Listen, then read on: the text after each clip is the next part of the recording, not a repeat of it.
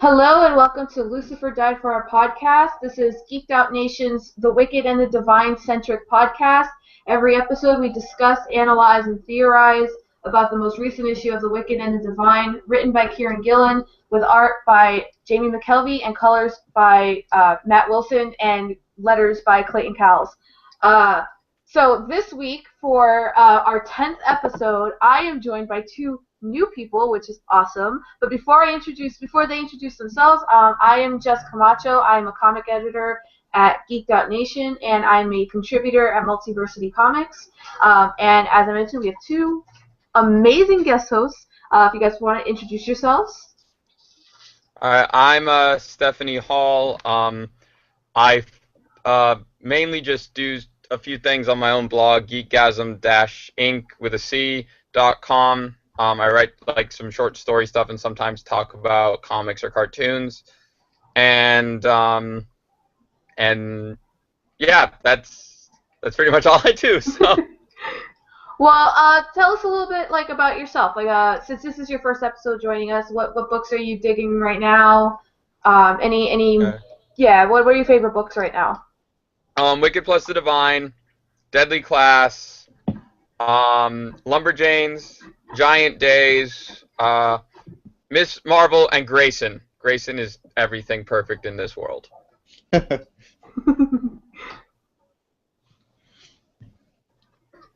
And my second guest host today. Hey everybody, my name's Hansel Moreno. I write a bit. You can find my stuff on hanselmoreno.net, and I'm on Twitter every now and then at Hansel the Lost. I'm really into Harrow County right now. I just caught up with it. It's by Dark Horse, and it's got really awesome work by Tyler Crook. It's written by Cullen Bunn. I love Chew. That's really close to the end. Lumberjanes and They're Not Like Us has been really impressing me right now. And last book I'll plug is Descender by Jeff Lemire and Dustin Nguyen. It's just amazing and really heartfelt. All right, great. So, yeah, Steph? I realized I could have mentioned my Twitter, and I forgot to. Is that okay if I do that? Definitely. I'm on Twitter.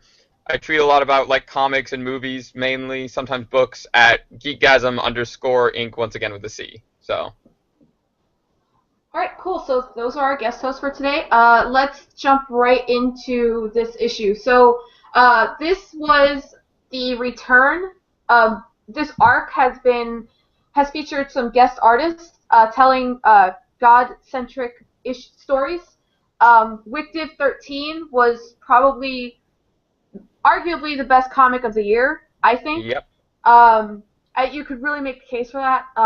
So this issue is really interesting because it's going off of Tara's story, who was one of the most relatable and sympathetic characters, I think, really in a very long time. We jump over here to Woden, who is the complete opposite of Tara in many, many, many ways, and so is the story. So this was the return of the series co-creators and art team, Jamie McKelvey and Matt Wilson, and we kept being teased that this was going to be something really, really different and experimental. And what the issue basically is sort of a recap of the series through the perspective of Woden, and it's basically a remix. Artistically, a lot of the stuff is recycled, but recolored and repositioned, so it looks completely brand new, but we're really taken to the events that have already happened through a completely different perspective. So the issue starts with Woden talking about what's happened so far. As far as the first thing that we see is Carrie trying to kill him. Carrie was the former Valkyrie who went out on a limb and tried the Prometheus Gambit, which is when you kill the god, you get the powers. But she was stopped. And so we find out that Woden has been working behind the scenes closely with Ananke, who just keeps getting more evil. Somehow, she keeps getting more evil. We find out that she did kill the judge, that Lucy was accused of killing. Rip Lucy, we still miss you. Oh. I swear, every episode we end up remembering how much we love Lucy. Um, so then we see Woden's conversation with Cassandra that we didn't get to really listen to during the Dionysus party issue. Um, and that's where Woden kind of shows how much of a douchebag he really is. With his really bizarre view of the world, his really selfish personality, his really selfish nature, and some really good Cassandra moments. I mean, Cassandra is such an underrated character in this I book. love her. I love her I too. absolutely love her. I love her. And then we see Woden talk about more of himself and how he's not all he seems to be. As far as the rest of the gods go, he's not this divine spirit of Odin. He's something else, or he's at least turned into something else. And so that's kind of what the issue is. It's a really selfish look at douchebag misogyny and all kinds of stuff like that. What did you guys think of the issue as a whole? And just jump right into just what did you think? I thought it was really, really good. It somehow, in some moments, actually almost made me care for him. Almost made me care for Odin. Like, and that's a really hard thing to get me to almost do. So, thumbs up for that. The line that really got me though was like he basically admits to being a horrible, horrible person. Except he draws a line at transphobia, just to let you know. He just wants you to know that I may be racist, I may be sexist, but I'm not transphobic, just to be clear. Like, I thought that was interesting. And the end was just, like, I have so many theories on that ending. And by so many theories, I mean one theory that I'm really freaking out about if it's true. So, I thought it was a really, really good issue. Yeah, I want to talk about the ending a lot. But Hansel, what did you think of the issue as a whole? I enjoyed it. I liked the art experiment. I kind of would have liked to see what they would have done if they remixed an Avengers issue. I was about to say episode. There, one line that stuck with me is I can't resist foreshadowing mix in the next track, because a while ago they said that there's gods, but each god in itself has different versions of it. And I really love the Norse pantheon. I think my favorite pantheon was the Egyptian as a kid because I was a weirdo. So like Odin himself has 3 or 4 different versions. So this was a wise version, but is he really? Is he just bullshitting himself? Like, is he just lying to himself that he's wise? Because really he's just a henchman, and he knows that. But he gets to be a peeping Tom, so that kind of keeps him in his place, because that's the power that he seems to use the most. So does he really have wisdom? Will we see that later? Will he get himself out of this? It's not that I care for him, but a trickster is a trickster. He is an asshole. Does he know his death is coming? Or I'm just kind of going into like the conspiracy theories of like, where is he gonna go? How's he gonna get out of this? Or does he even care? Because in the beginning of the issue, he's happy to be killed. So there's so many ways to take it, and that one foreshadowing line really just sent the wheels spinning in my head of where is it going to go. So, wonderful issue, horrible character, but interesting take. It was not a difficult issue to read, even though the character was just kind of disgusting to connect with. That's the interesting thing about this issue. I think it actually gave you a very similar emotional response, but for completely different reasons. You're angry and sad, but not for the same reasons you were angry and sad with Tara's story. You're angry that this guy is such a terrible person, and you're sad for everyone that's in his orbit, and you're sad for all the people that have died due to things that Ananke has done that he's watched her do. And I think that's a really interesting thing that this team did, that they were able to capture a similar emotional response through a completely different kind of guy. And I like that the issues, the 13 and 14, were positioned this way, because Woden's the kind of guy that would have driven Tara to where she went. He's the kind of guy who would have said things to her that would have pushed her, that did push her to that limit. But I thought that was a really cool thing that they did. It's so similar, but for completely, for the different reasons because of the different characters.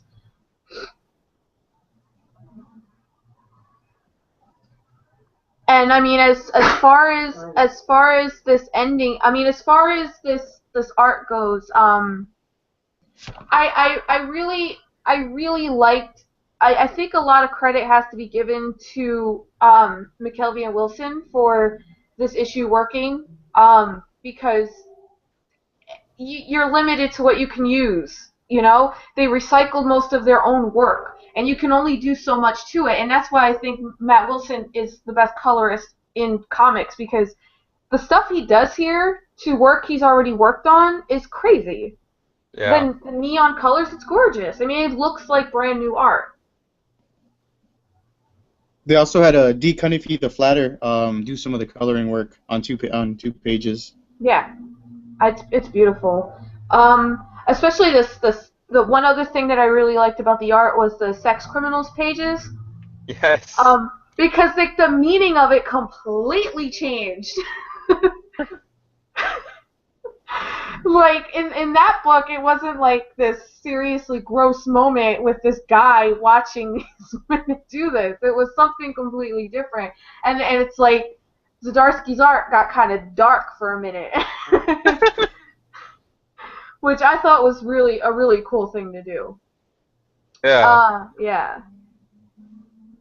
I did not expect to see another series art in the book. I thought that was really cool.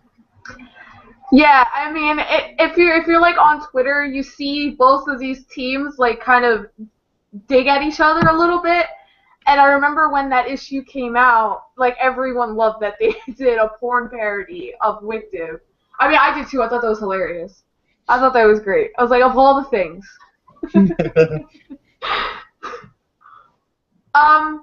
So one of the things that stuck out for this issue was the countdown. Basically the checklist of who's died. So someone else is gonna die. Yeah. Yeah. Yeah. And Hansel, Well, I mean, you touched on this. I thought that. Oh, sorry. Oh yeah, I mean, Hansel, you touched on this. So do you have like a theory of who you think is next, or? Well, wouldn't it be Laura? Wouldn't she be added there? I don't know if he counted her. I think he's only counting like the Pantheon itself, because he has a question mark next to 4. So I Right. took it as someone else. Yeah, I'm not sure. I mean, the way things looking, if he's gonna rebel, it's gonna be him. And if he's gonna go against what the main goddess wants, because isn't that what she is now? I mean, if she's guarding over all these other people, she's not really the caretaker. She's No. she's got some sort of scheme running, and it's cool to see. They other people saw that there was a conspiracy, and it's cool to see. Oh, it's cool and horrifying to see that the conspiracy comes from within. It's not like other people taking them out; it's themselves, and it leads to I don't know if it's a Neil Gaiman story or another story he adapted that once for more power, Odin sacrificed himself to himself. Like he killed himself and strung himself up on a tree to give himself more power. So it's interesting if I can't pronounce her name. If anyone could help me, I'm so sorry. Ananke. Ananke, is she killing these kids for her honor, like for her own gain? And I don't know if she's doing that or somehow, like if there's a limited amount of power and she gains it, like the Prometheus Gambit, like is she running that? So I'm not sure. I'm interested to find out, but there's so much speculation. I don't want to run myself ragged running through every scenario. But it's interesting to see what's put here on the page that poor Woden is really a pawn. As much as great and awesome as he thinks he is, and he surrounds himself with these Valkyries, he's nothing but a pawn. Yeah, it's the Gaiman thing that you mentioned. It is Gaiman. It's American Gods. Yeah. Yeah. Spoiler alert. That's a big thing in That the. is such a good book. Sorry for people that are going to watch that show. It's in the Yeah, trunk. yeah, the Prometheus Gambit with Ananke. I have mentioned it before on previous episodes, and um, Jidobi and Soup are two regular hosts. They also have spoken about this. We are almost totally in the camp of she's been killing them How long? The whole time. all Oh, along. That yeah. there is no 2 year minimum. She's just killing them and living on and on. She made it up. Yeah. Um, That's actually my friend. My friend told me that theory on Sunday too, and I was like, that makes sense. I had never thought of yeah. that before, but Yeah. that makes so much sense. I mean, because if you look at how she's drawn, like she's an old lady. Like that's not like normal old. That's like advanced old. Yeah. Yeah. I mean, the details to the wrinkles. That's not a mistake. That's so deliberate, and I really think that. My two co-hosts are almost fully on board with that. But yeah, I mean that would be a really cool twist. I mean, she's obviously the villain of this story. Yeah. Well, unless there's another big twist Unless, and it turns out she's been yeah. manipulated by someone else. Yeah. That'd be great. Let's give Kieran a little credit. But yeah, I would squarely be placed in that camp. It seems that she's not as nice as she makes herself. I mean, Yeah. look what Laura is a prime example of just She how killed terrible. my baby. That was my baby. Laura was my little baby, and she's dead. All of And my I'm really favorite sad about characters it. have died so far. My sister was live tweeting that issue. She was texting me as she read that issue. She's like, oh my god, this is gonna be great. This is gonna be great, awesome. And then it was like, fuck. Yeah. Oh, I was so mad when she got turned into Persephone, and she was like, ah, and it was like, ah, nope. It was beautiful, and then it's like, no! Didn't that issue come out like July 1st or something? I think that was like my Yeah. sister's birthday. And I'm like, oh here, this issue came out on your birthday, and then she just it was perfect. What a present. Happy Yeah. birthday. Oh. So as far as the ending, because I think that's going to be I know for sure that Tumblr is having a great time theorizing about that. I have my own crazy theory, but I have a feeling that me and Stephanie might have the same theory. So I'm curious to who do you think? So the ending has Woden speaking to someone else, and someone else is somebody in a very similar helmet, but with horns. And I'm not gonna go. And I think there's a very obvious allusion to the horns, but I have my own theory. But I do feel like me and Stephanie might be on the same wavelength. So I want to hear what Stephanie's theory is. My theory relates to Woden. Specifically involves that last scene and a line by Ananke, where when he's like, I am not a serf or whatever. She says, no, you're lower. You're the pet of a god. And my theory is that he isn't a real god. He is basically the equivalent of the Valkyries to him, or the person he's meeting at the end is the actual god, and he's just a person she's given power to be her face, or his face, or whatever. Whatever the gender of the god may be. And Woden isn't an actual god.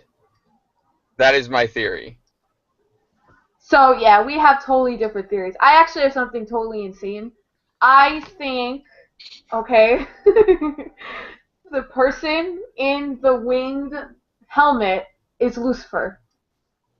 And my reasoning for this is that helmet is very similar to the helmet that Loki wears, and the devil is known for tricks. So is Loki. Loki's the literal god of mischief. And so what would be a great trick? Pretending to be dead and taking the place of a different kind of god. I think it's totally insane, but it would be like the craziest twist because everyone's been crying about Lucy. Insane and amazing, and I'm conflicted on whether I want that to happen. On one hand, I love Lucy, but on the other hand, it kind of takes away from like the whole hard. Because I feel like the story with who killed Lucy and who killed that judge, that became such a side thing as the story went on and Cassandra changed and then Laura got in deeper with the gods, I feel like that took such a back seat that it lost a little bit of steam. And I feel like what a great way to make that death mean so much to the series as a whole. If 14 issues in, Lucy comes back but is a different god. And it's a pretty similar one in a few ways. Yeah, so that's my theory. I think it's completely crazy, but it would be awesome if it happened. I think it would be really cool. Yeah. The also related to the theory that I also have a theory that it's a weird theory that Baphomet isn't an actual god either.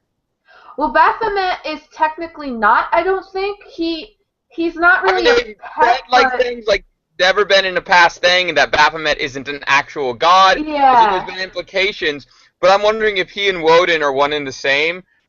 So Baphomet is to Morgan what Woden is to this mystery character.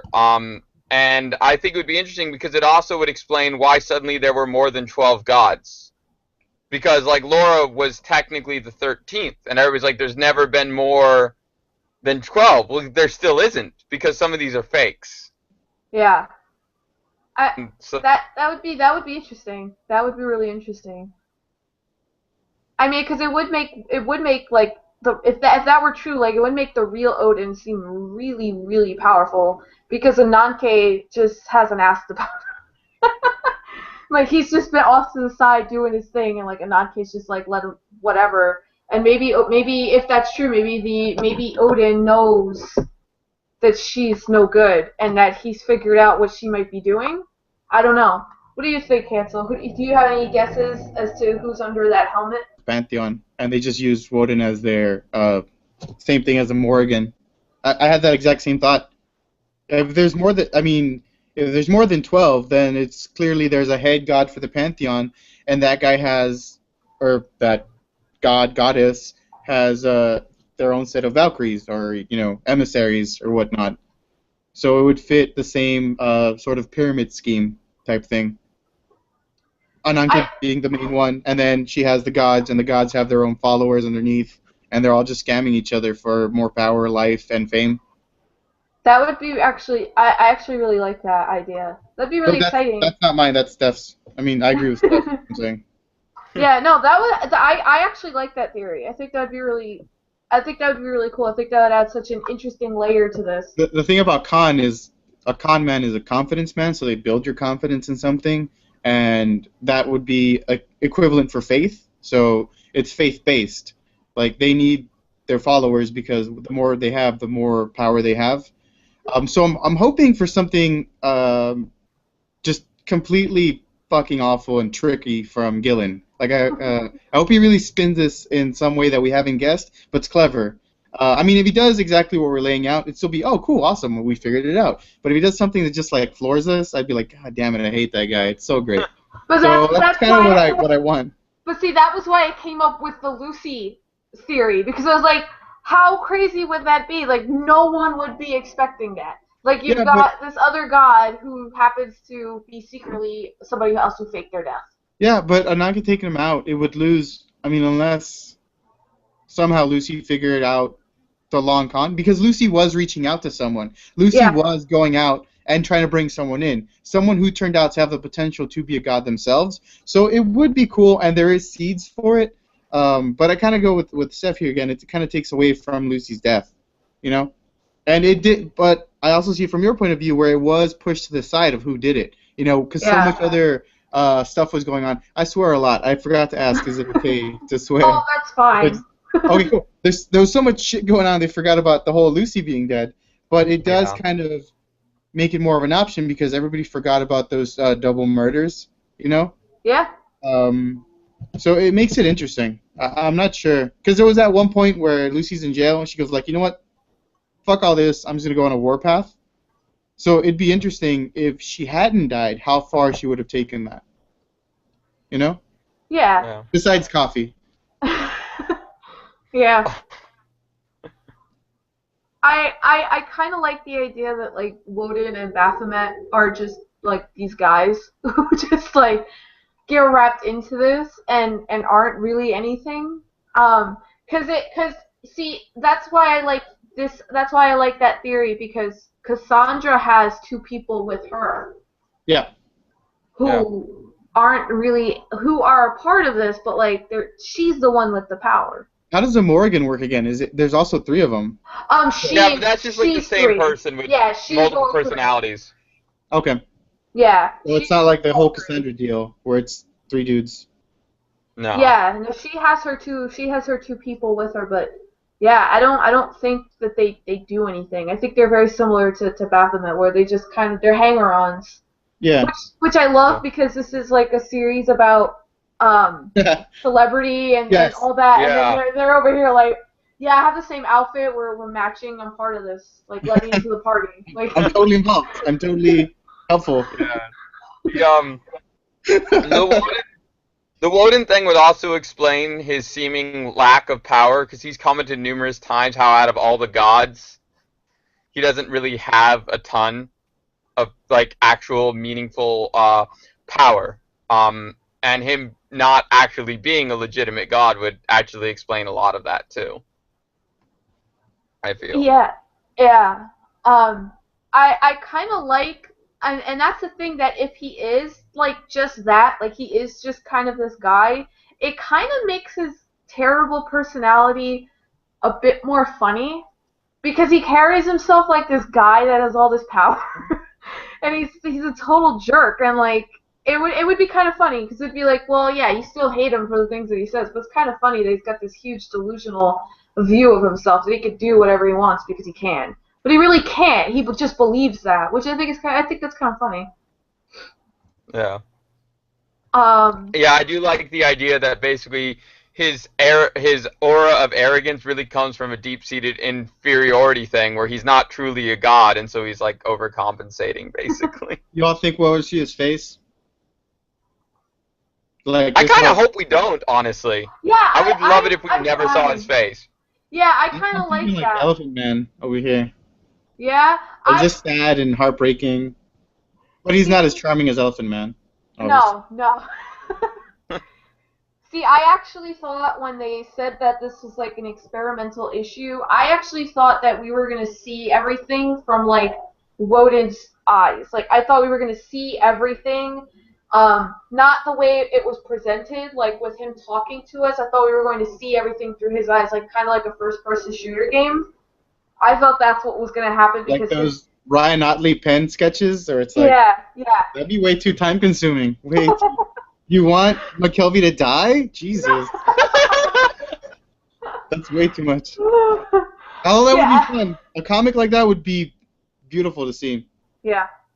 I Yeah. thought that was what was going to happen, because the whole thing with his mask being reflective, because when other characters look at him, they see, because it's because of the visor, so they don't see themselves. Yeah. So I always knew we weren't going to see his face. I just didn't think we would get this.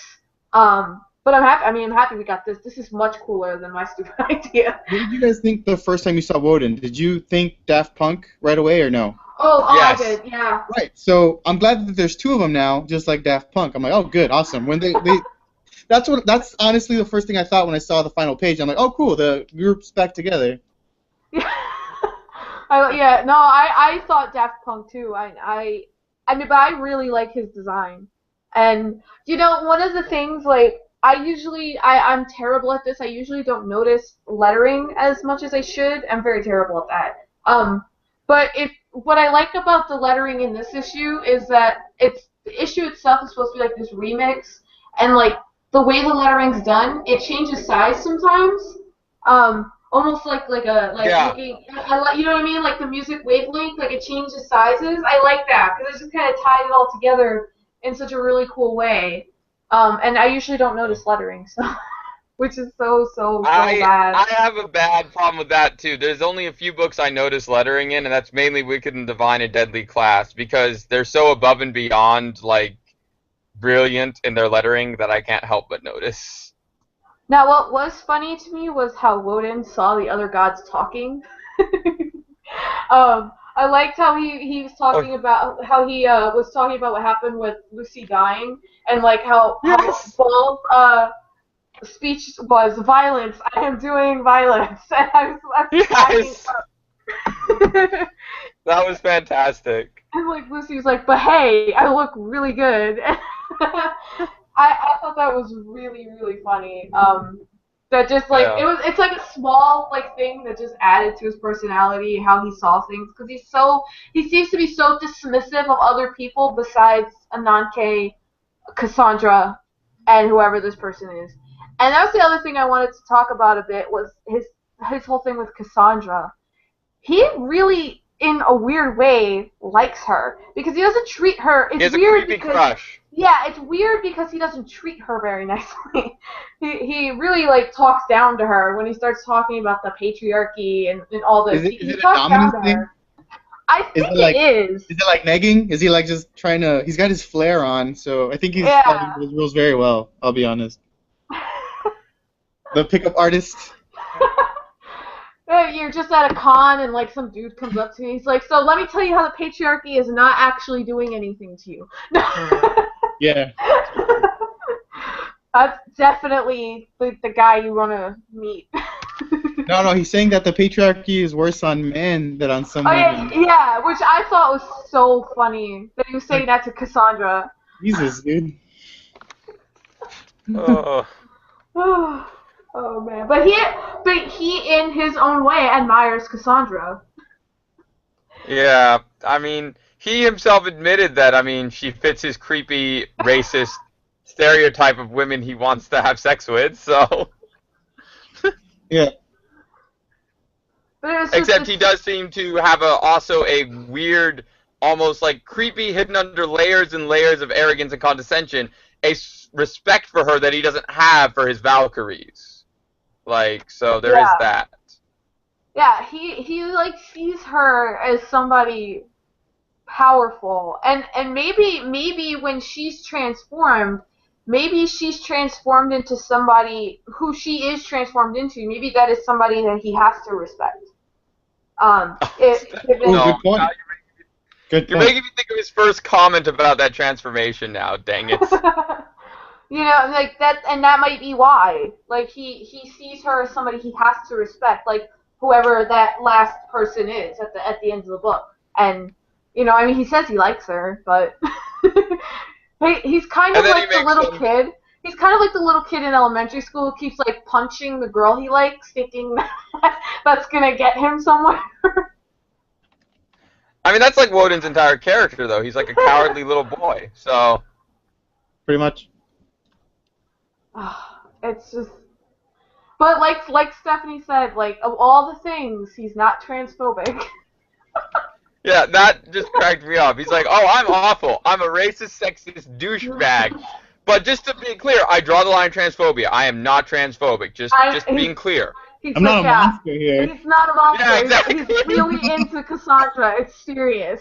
I watch people have sex without their consent, but I am not a monster. Exactly.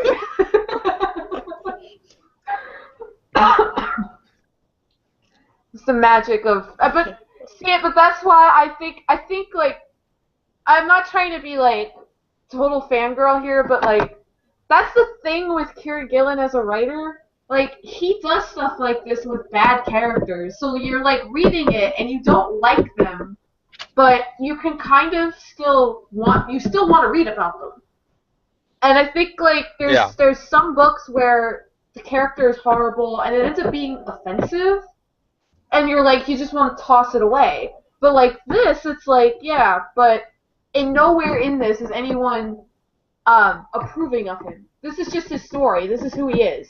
Do you think And he has Heck, even he seems to hate himself. So, yeah, very much so? Sorry to interrupt. Do you see a potential for him to reform before he's horribly murdered? no. I No, don't think so. I think think he's- this is kind of his thing. Like he's just gonna be this guy till he he's a dies. pervy dude till the end. Yeah, Well, like he seems to like admit it himself that he's problematic, but he just doesn't care to change. So no, I don't think he is gonna But he's change so at all, broken. honestly. Like that spiel of him falling down his own face tube or whatever Yeah. it is. He's just he hates himself and he accepts hate and he wants hate. He even was willing to accept death. Like there's something here. Like everyone has something. Like They all feel lonely in some way, and the fame kind of helps heal that wound.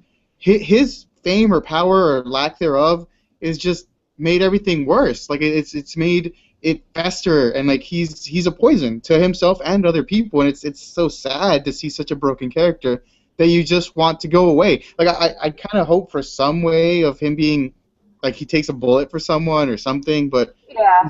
he's just so awful. I mean, I You know? could see him. One thing I could see if we're gonna do that, I don't think his personality ever changed, but I could see him because of the way that thing ended, possibly having to sacrifice himself for the other masked person. Yeah. That could probably happen. Yeah, and then maybe that'll be done in a sort of heroic sense. Which I wouldn't really be against that. I just don't know if I think that's gonna happen. But I wouldn't be against that. I think that'd be interesting with him because all of these characters, because of this arc, like with the focus on each one of the gods, they've all been fleshed out so much in such a really cool way that it wouldn't. I don't think that would be a bad thing to happen to him. I think that would make him maybe one of the more human characters. Like, he doesn't necessarily change his views, but he does something good at the end. Did they say when the series is ending? Is it still an ongoing? It's an ongoing, yeah. Oh, I hope there's no like doesn't get like Lost or Heroes or some crap.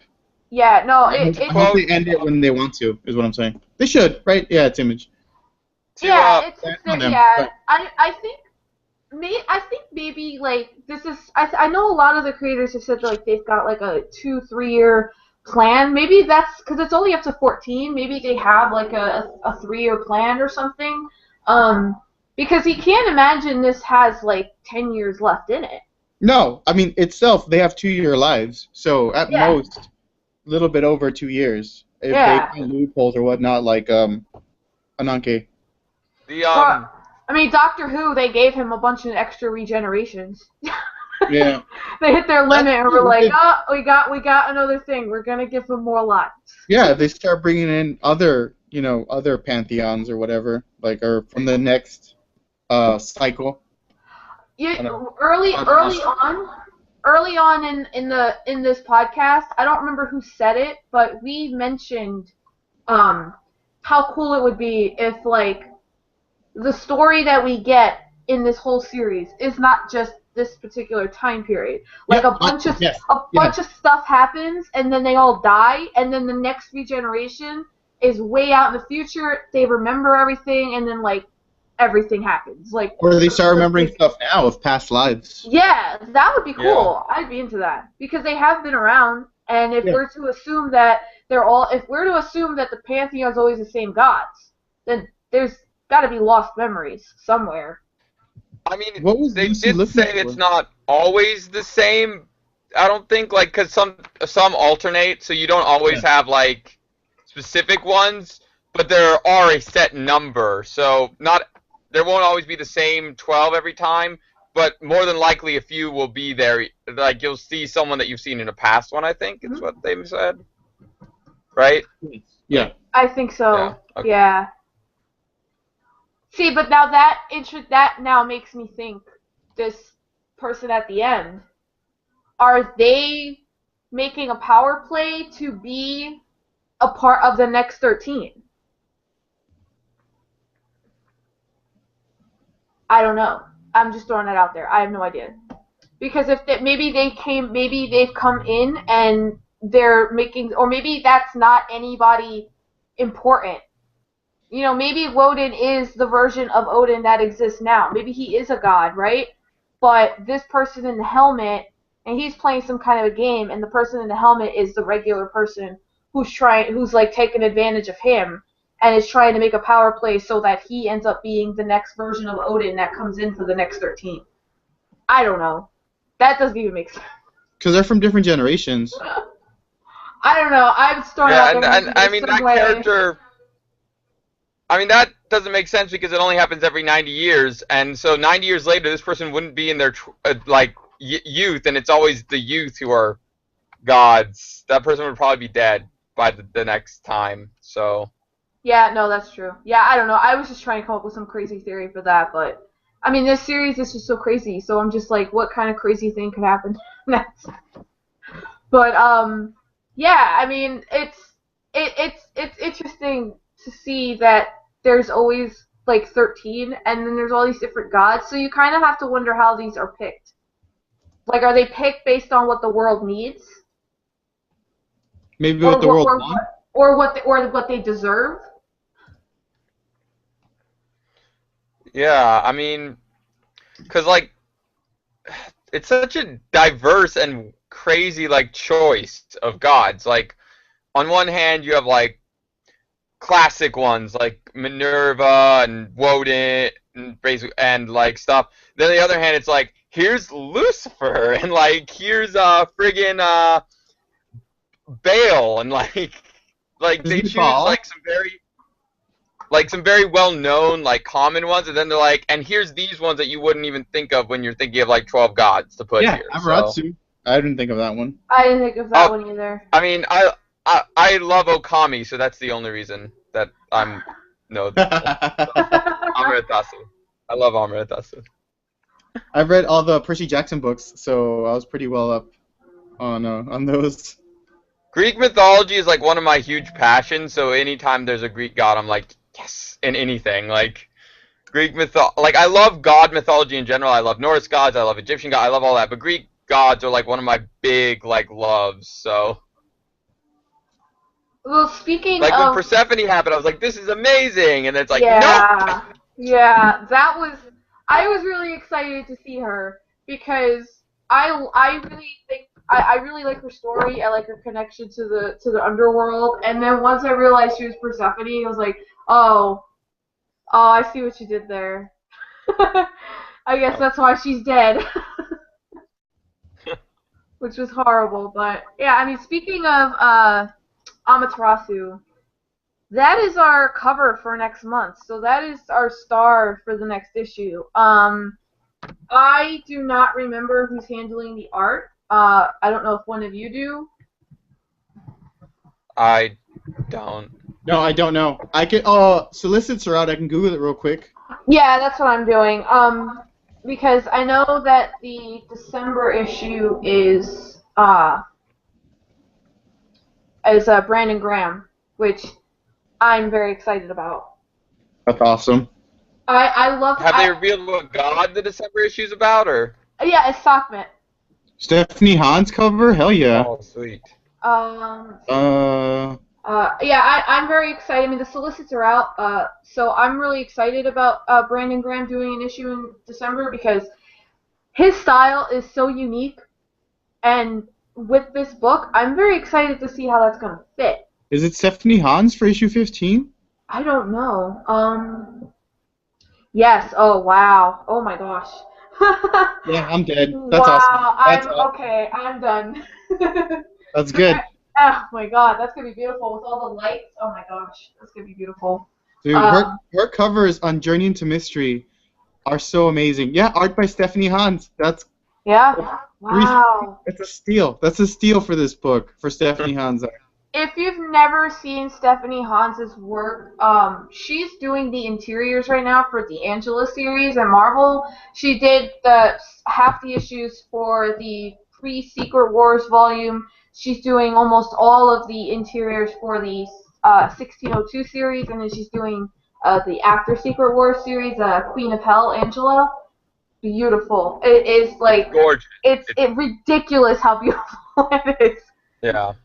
Like think J.H. Williams, but like a little bit more goth because the Angela books visually are pretty gothic. Especially the 1602 series. It's beautiful, painted. It's gorgeous. It's beautiful. So Wicked 15 is gonna be like whoa. Do you guys have any uh theories or guesses about what Amaterasu might be up to in this issue, or anything you want to see?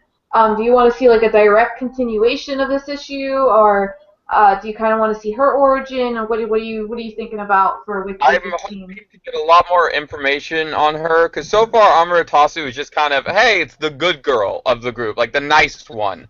There's not a lot else more there, really, and I'd like to see more. And also I'm hoping to get a continuation on things that are happening, because I really want to know more. I honestly could not care. I just want to see every Stephanie Hans page. If it's just a whole issue of her sitting down and applying makeup slowly, that's good. I'm good. I don't care. I want to see that issue. Oh man, the makeup's gonna look gorgeous. I mean, I'm gonna go bug her on Twitter after this. I mean Let her know.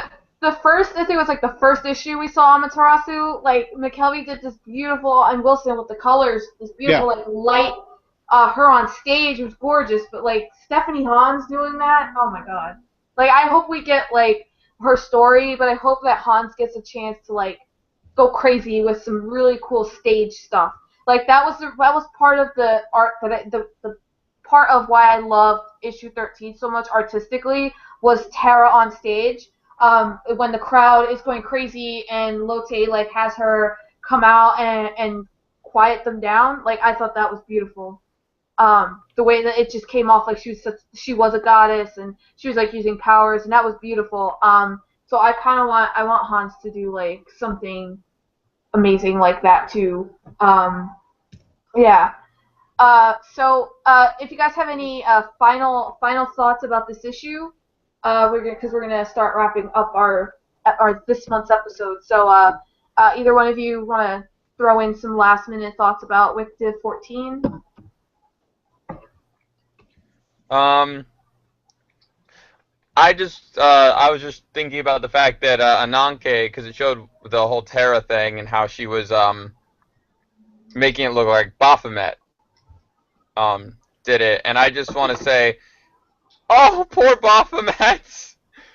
He's been set up as the fall guy, like so much, and it like Ananke gave him the whole Prometheus Gambit spiel to try to get him to do things, and then due to that, she was able to blame him for Laura and all this stuff. Like Baphomet is the fall guy, and it sucks because he's like my one favorite character that's still alive, and he's like the total fall guy now, and I feel so bad for him. Yeah, see, Soup is like our resident goth guy, and Baphomet is his boy. And if anything bad happens to him, he's probably going to be in like a period of mourning. So to wrap things up, Wick Div 14. Oh wait, I forgot. Baphomet isn't my only favorite character left because Cassandra's still there. Cassandra. So he's one of my two favorite characters. But Cassandra yeah. might actually be my favorite character with all that has gone down and who's dead. Yeah, she might be my favorite character. I think I really wanted one of these like issues in this third arc with this focus on the individual gods. I wanted one of them to be for Ball because I'm a huge Kanye West fan, and like he's Kanye in a comic, and like I just wanted an issue of him just being like Kanye, and I wanted that so much, but I didn't get that. I don't know who I wanted to draw it, but I just wanted that. Kanye. Yeah, I'm just Kanye. Oh no, I seriously need when this is made into the eventual big budget, ginormous Emmy-winning hit TV show that it will be made into. I want Kanye to cameo on there as him. Yeah, I need Kanye on that show. So to wrap things up, Wick Div 14 was written by Kieran Gillen with art by Jamie McKelvey and colors by Matt Wilson, and a couple of pages were done, I forgot the name, D. Cuniff, and it's I out want to say it in now. Spanish. I don't know. D. Cunifi? I'm so sorry. Yeah, I have no idea. So sorry, D. But D is also the flatter, so that's important to the amazing colors that happen here because this is crazy good. It's just so beautiful. It's out in stores now, local comic shops. You can get it on Comixology. You can get it on ImageComics.com. The next issue is a Amaterasu focused issue with the amazing Stephanie Hans on art. If you have any comments, questions about the show, any theories, I love reading theories. So we had people doing this before, but like if you have theories, please comment them on the site. Like I love reading them, and if they're like really good, we'll read them on the show and like talk about them. And it's so much fun. We won't like pick on you. We're not mean.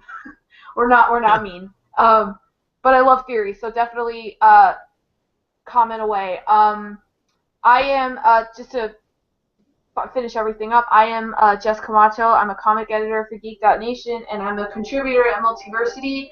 You can find me on Twitter at Camacho Jess and Geek.Nation at Geek.Nation on Twitter. Stephanie? Oh, okay. And I'm Stephanie Hall. I do short stories and talk about like geek things on my website, geekgasm-inc with a C.com, and with a C just means like incorporated ink. And my Twitter handle, where I also talk about the same stuff, is geekgasm_inc. Once again, the C ink. And I sort of write comics. I'm in an anthology coming out, so yeah, I don't know where it. So stuff. I write comics and I write short stories. Okay. um, Great. My name's that's Hansel it. Moreno. I'm available on Twitter to talk about comics at Hansel the Lost. I also have a bit of my short comics work on hanselmoreno.net, so you can check that out if you wish. They're really good. I've read them. They're very good. All right, so thank you for watching. We'll be back in about a month after all the crazy Comic-Con festivities die down, and Oh, yeah. and yeah, so thanks for watching, thanks for listening, and thanks for staying with us for 10 episodes. Hopefully there's another 10 to come after this and more. And thank you to Hansel and Stephanie for joining me today. You guys are welcome back anytime. Anytime. You guys were great. So thanks. I would love to come back and talk about Stephanie Hans for hours. Yes. I would love to come back and talk about Wicked and the Divine forever and ever and ever and ever. So. Soon there'll be a pantheon of hosts. See, that's what's gonna happen soon. We'll have like 13 people just going, Lucy shouldn't be dead, and I call Loki. I'm Loki. So thanks again for listening, and we will see you in about a month. See ya.